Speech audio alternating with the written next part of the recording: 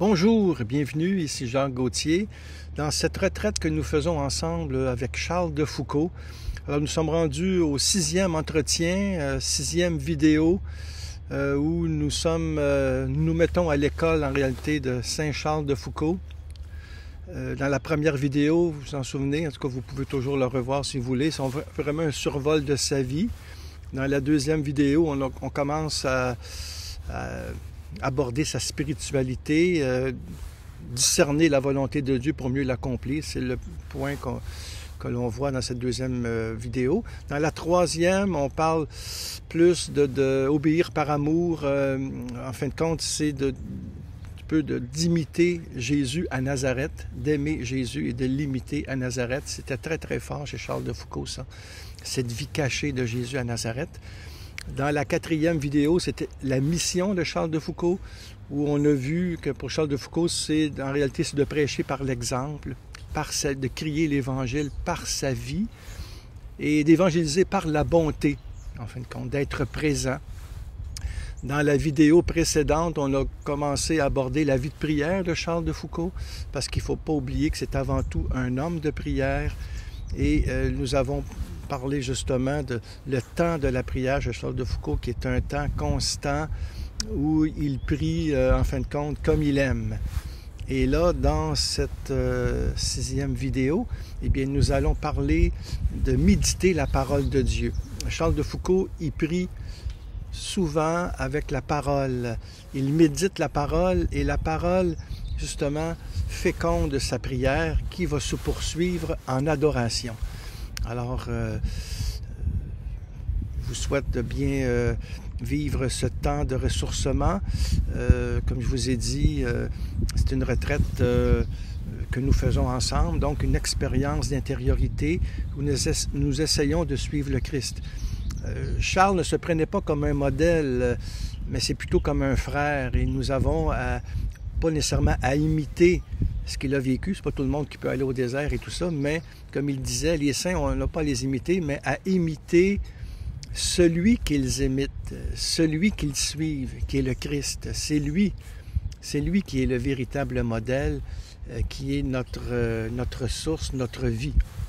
Et tout ça, ce que je vous ai dit, c'est tiré de mon livre Charles de Foucault, Passionné de Dieu. Dans la troisième partie du livre, justement, je parle de la prière de Charles de Foucault. Et ce livre-là, il est publié aussi aux éditions Emmanuel en France et au Canada, chez Novalis. Et tout ce que je vous dis, les articles, vous pouvez les retrouver dans mon blog aussi. Hein? Alors, c'est un moyen de revenir aussi si vous aimez lire. Alors, dans mon blog, c'est jacquesgauthier.com. Alors maintenant, abordons ce thème de méditer la parole de Dieu. Juste avant, j'aimerais ça vous lire un texte qu'il a écrit sur la nature, parce que, comme vous voyez, des fois, les vidéos, je les fais dans mon bureau, mais j'aime ça à l'extérieur aussi, dans la nature, parce que c'est aussi un lieu de la présence de Dieu, et c'est comme un vaste oratoire où Dieu se révèle dans la beauté de sa créature. C'est vrai que c'est plus difficile dans le sens qu'il y a du vent, et que des fois, ça interfère dans le son. Vous pouvez entendre des fois le bruit du vent, mais ça fait partie de l'inattendu de la nature. Des fois, il y a des avions qui peuvent passer, les oiseaux qui chantent.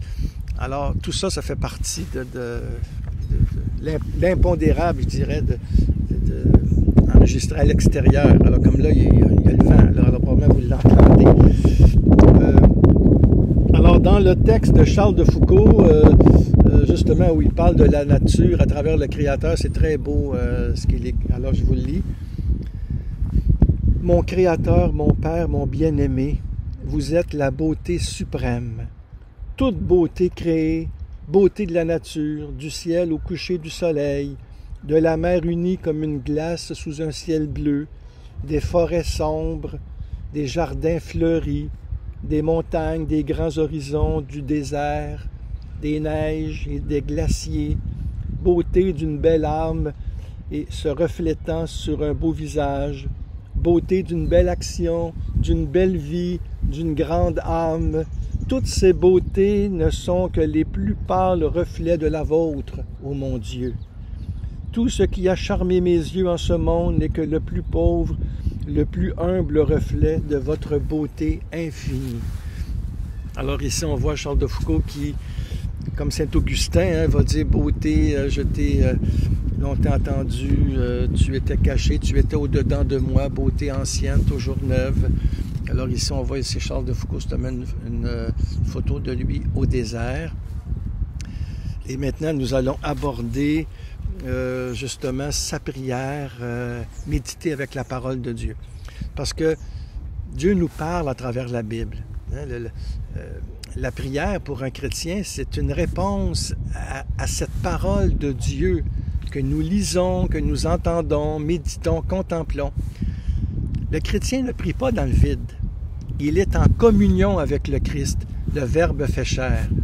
Saint Jean 1, verset 3, le prologue, c'est par lui que tout est venu dans l'existence et rien de ce qui s'est fait ne s'est fait sans lui. Donc Dieu alimente lui-même le dialogue avec des mots qu'il a inspirés à ses prophètes et qu'il inspire encore aujourd'hui à ses fidèles. C'est ce que dit Frère Charles en novembre 1897. Il s'adresse ainsi à Dieu dans ses notes de retraite à Nazareth.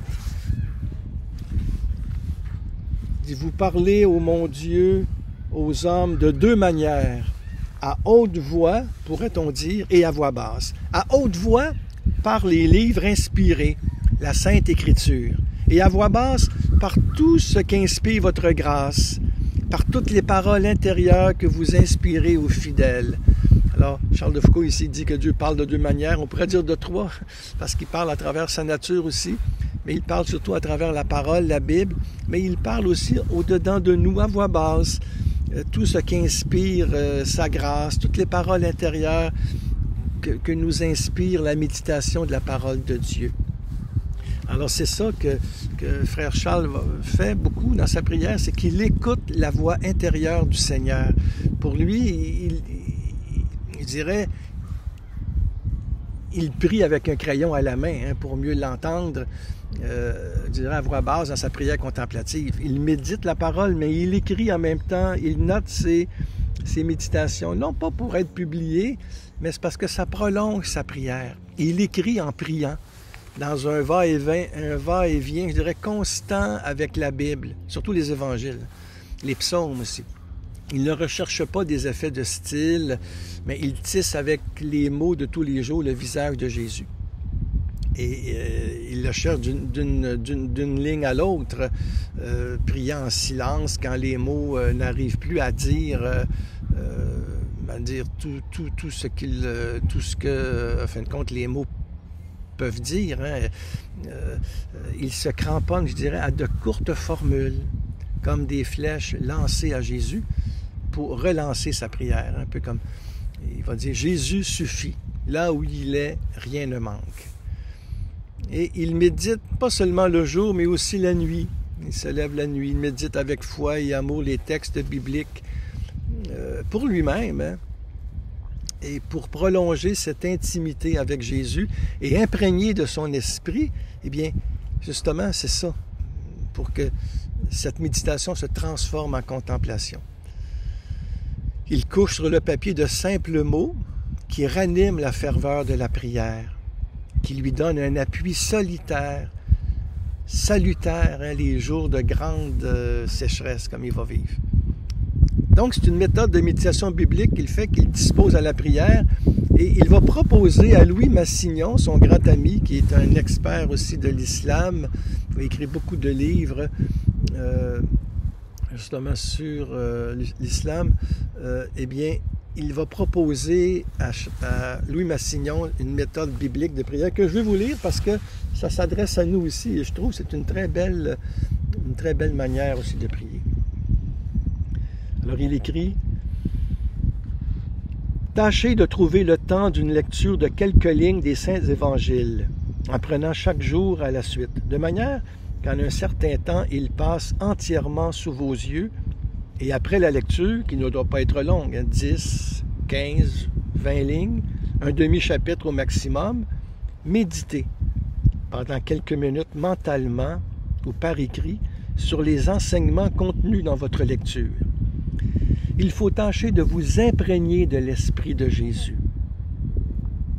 en lisant et relisant méditant et reméditant sans cesse ses paroles et ses exemples, qu'il fasse dans nos âmes comme la goutte d'eau qui tombe et retombe sur une dalle, toujours à la même place. Charles de Foucault ici, qui est vraiment maître de prière, qui justement propose à Louis Massignon cette méthode biblique. Il s'est initié à cette méthode, à cette lecture méditée et priée de la parole de Dieu lors de sa retraite à Clamart sur les exercices spirituels de Saint Ignace. Et surtout pendant ces années comme trappiste, où les moines vivent la méditation, la Lectio Divina. Quand j'étais plus jeune, dans mon cheminement spirituel, après ma conversion, le 2 juin 1972, j'ai vécu 4 ans au monastère d'Oka, comme jeune moine, comme novice.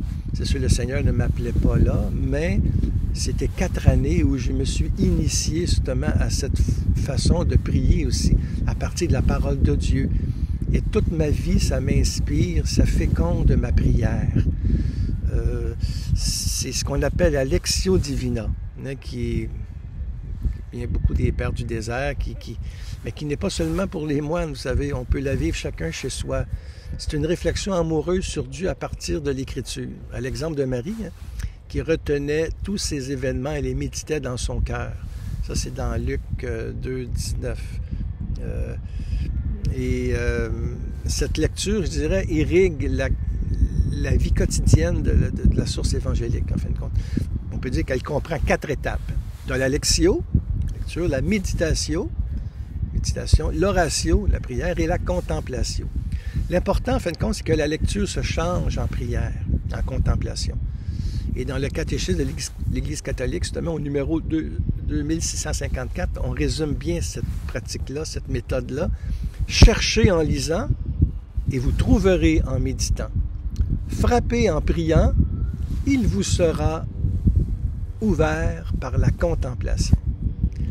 Ce sont les 4 degrés de la recherche de Dieu qui sont développés par Guigues le Chartreux, qui a écrit justement Lettres sur la vie contemplative, qui est devenu dans le livre L'échelle des moines.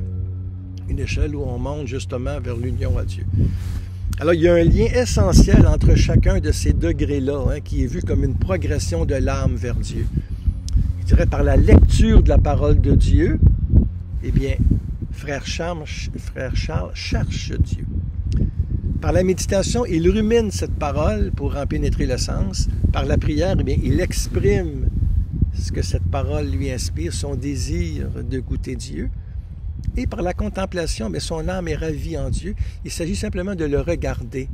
Comme disait Saint Bernard, il disait la contemplation, c'est expérimenter la douceur de Dieu. Moi, je dirais aussi contempler, c'est accueillir toute la paix que Dieu veut nous donner. Il s'agit de le regarder, lui, et d'être là, en paix, en silence. Et c'est ainsi que, dans la prière chrétienne, tout débute avec la parole de Dieu, l'accueil de la parole, et tout se termine en action de grâce de cette douceur, de cette paix que Dieu nous donne. Parce qu'il est vivant, notre Dieu est un Dieu qui parle, et sa parole nous nourrit. Elle est profonde comme un puits, sa parole. Et notre cœur peut vraiment en tirer une eau vive. En fin de compte, nous frappons par la lecture et le Seigneur nous ouvre, fournissant, je dirais, une matière à la méditation. La lecture de la parole, je dirais, nous met Dieu en bouche. Et la méditation en scrute le sens. La prière nous le fait goûter. Et la contemplation nous refait de l'intérieur. Donc, la lecture méditée de la Bible nous prépare à la prière en nous mettant en présence de Dieu. Et ça peut être quelques minutes, le matin, 10 minutes, on lit la parole lentement, après ça, dans notre cœur, on ferme nos yeux, et qu'est-ce qu'elle nous dit? Et on prend seulement un verset et on l'a pris. Et puis, ça peut prendre quelques minutes et ça ouvre la journée. Moi, j'aime bien, en tout cas, c'est sûr, chaque matin, je prends une bonne demi-heure de silence dans l'oraison du cœur, où je répète le nom de Jésus. En tout cas, je suis là, présent à sa présence. Et puis après ça, je lis l'Évangile du jour et je me laisse porter par cette parole-là. Et souvent, je lis un commentaire aussi d'un exégète ou d'un saint qui a médité cette parole-là pour m'instruire. Alors, c'est pour ça que dans la méditation, nous faisons attention à tel mot, hein, puis nous réfléchissons sur les bienfaits que Dieu nous dit, et par exemple, tel verset. C'est la méthode de Frère Charles. Je vous donne 3 exemples, en fin de compte, de sa prière qui s'inspire de sa méditation de Jésus. Le premier exemple, c'est par exemple, la parole de Marc 8, verset 34, qu'on retrouve aussi dans les autres évangélistes. « Si quelqu'un veut marcher à ma suite, qu'il renonce à lui-même, qu'il prenne sa croix et qu'il me suive. » Alors, il s'agit de lire lentement cette parole, c'est ce que Charles fait. Il la médite en se laissant interroger par elle. Il voit combien l'Évangile est exigeant puisque Jésus l'invite au don total. Hein? Si quelqu'un veut marcher à ma suite, qu'il renonce à lui-même, qu'il prenne sa croix et qu'il me suive. C'est radical, hein? Pour qu'il y ait une cohérence entre notre foi et notre vie.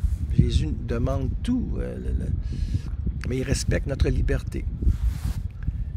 Et la parole va orienter justement le cœur de Frère Charles vers Jésus, qui l'appelle à sa suite. Et elle se transforme ainsi en prière.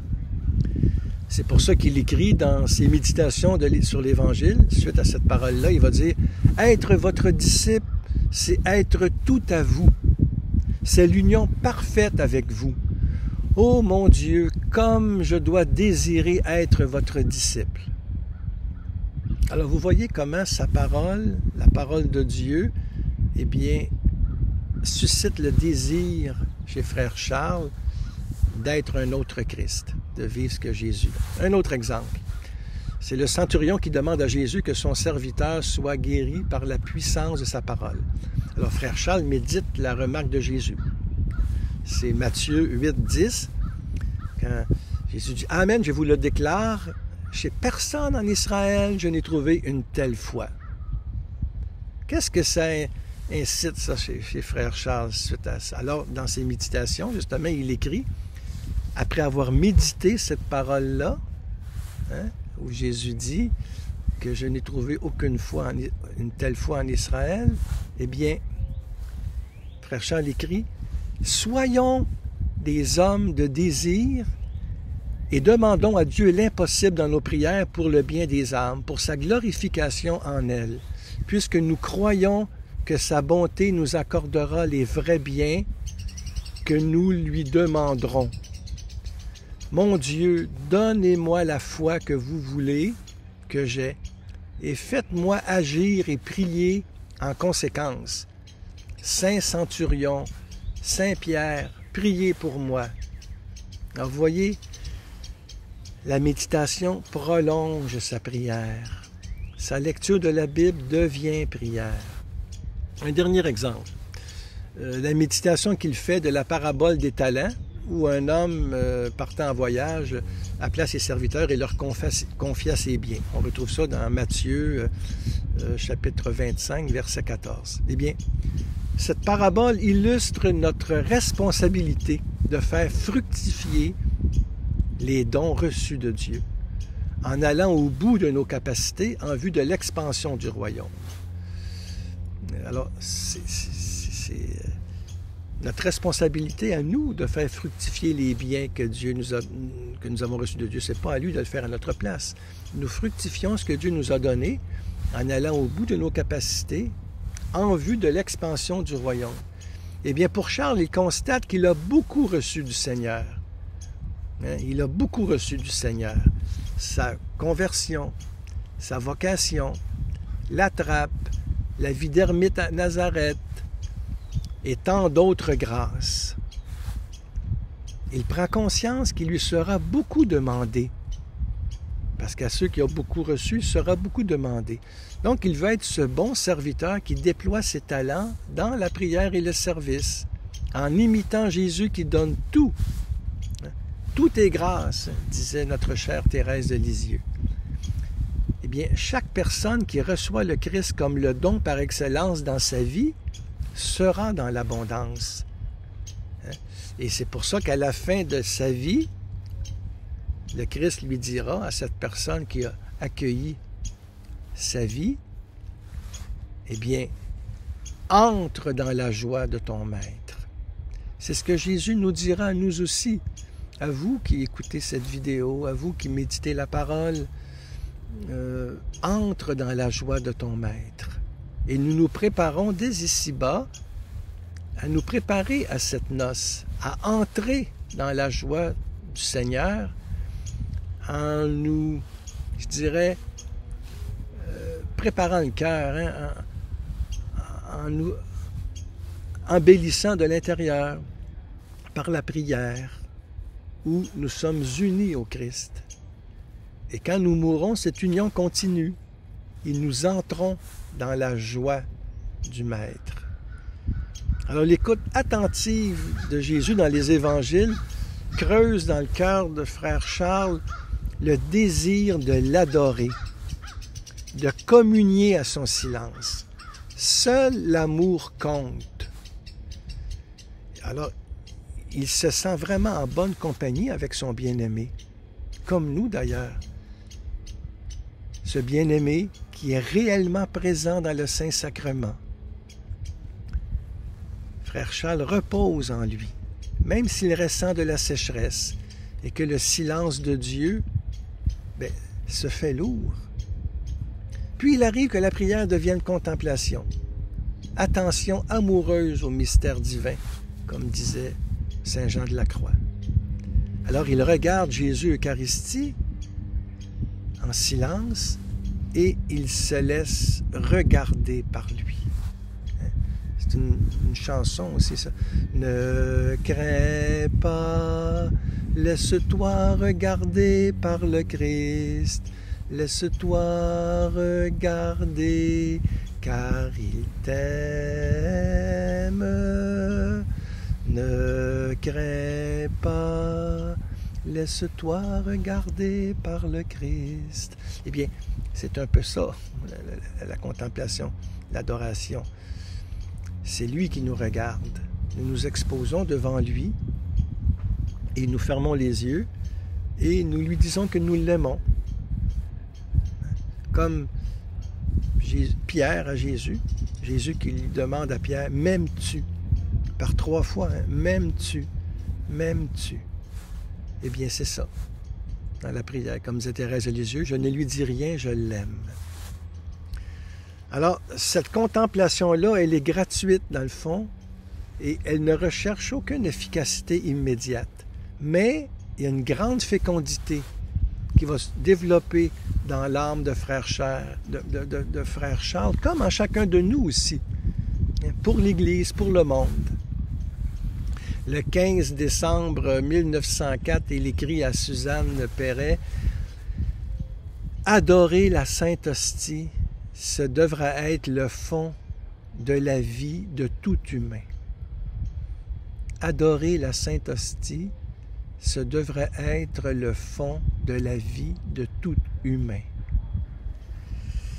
Et ça va nous amener à l'adoration eucharistique que nous verrons dans le prochain entretien. Parce que la vie de frère Charles culmine dans l'Eucharistie. L'Eucharistie qui est la source et le sommet de la vie chrétienne, comme nous l'a montré le Concile Vatican II. Et on a vu au moment de sa conversion que l'abbé Huvelin va inviter Charles à communier tout de suite après qu'il a reçu le sacrement du pardon. Il trouve enfin la présence qui peut combler sa soif infinie d'amour. Charles, il a joui de la vie quand il était jeune, adolescent et jeune adulte. Et en fin de compte, il avait tout matériellement, mais il lui manquait les raisons de vivre. C'est ça. Et dans l'Eucharistie, il trouve la présence qui comble sa soif infinie d'amour. Il écrit « L'Eucharistie, c'est Dieu avec nous, c'est Dieu en nous. Et nous, c'est Dieu se donnant perpétuellement à nous. » C'est Dieu qui se donne perpétuellement à nous, ce Dieu qui est à aimer, à adorer, à embrasser et posséder. Alors on voit le grand amour de Charles ici. Il découvre dans l'hostie l'un des modes de présence de Dieu le plus concret, le plus palpable, le plus lumineux. Il écrit « Quand on voit la Sainte Hostie, que dire sinon que la nuit de cette vie a perdu ses ténèbres? » Quand on voit la Sainte Hostie, que dire sinon que la nuit de cette vie a perdu ses ténèbres? Dans la prochaine vidéo, nous approfondirons justement la prière, l'adoration eucharistique. C'est Charles de Foucauld. Peut-être nous parlerons aussi de sa prière au désert en même temps. Les deux sont liés. Et c'est ça, il découvre justement c'est que la méditation de la parole de Dieu, la lecture de la parole nous renvoie à l'adoration, nous renvoie à la prière, à la contemplation. Les deux sont liés. Et ce sont les deux grands pôles de la vie de prière de Charles de Foucauld. Méditer la parole de Dieu, adorer le Saint-Sacrement. Alors nous verrons ça dans la prochaine vidéo, l'adoration eucharistique. Je termine par une prière. Et comme je vous le disais au début, vous voulez en savoir plus, bien sûr, il y a mon livre, Charles de Foucauld, Passionné de Dieu. Il y a d'autres livres aussi sur Frère Charles, bien sûr. Il y a le blog, les articles, tout ça c'est gratuit. Vous pouvez aller dans mon blog et retrouver les articles de Charles, en fin de compte, que j'ai écrit sur lui. Et le texte même de cet entretien, vous le retrouvez aussi dans mon blog. Alors, je vous souhaite un bon temps de prière et à la prochaine pour l'autre vidéo sur Frère Charles dans cette retraite que nous faisons ensemble, justement pour mieux nous unir au Christ. Et je termine par une prière. Nous te rendons grâce, Seigneur, pour ta présence, toi qui es présent dans ta parole, toi qui es présent en chacun de nous, toi qui es présent dans l'assemblée que nous formons à l'Église, toi qui es présent aussi dans le plus pauvre, le souffrant, celui qui est nu, affamé, étranger. Mais surtout, Seigneur, nous te rendons grâce pour ta présence eucharistique qui est le sommet, qui est ta présence à un plus haut degré, présence réelle, comme les autres présences. Mais dans l'Eucharistie, c'est un degré ultime. Béni sois-tu pour cette présence unique où tu te fais si proche de nous, où tu nous aides à vivre au quotidien de cette foi qui nous anime pour que nous puissions un jour te voir face à face dans la claire vision, dans la lumière, où tu nous dis « Entre dans la joie de ton Maître ».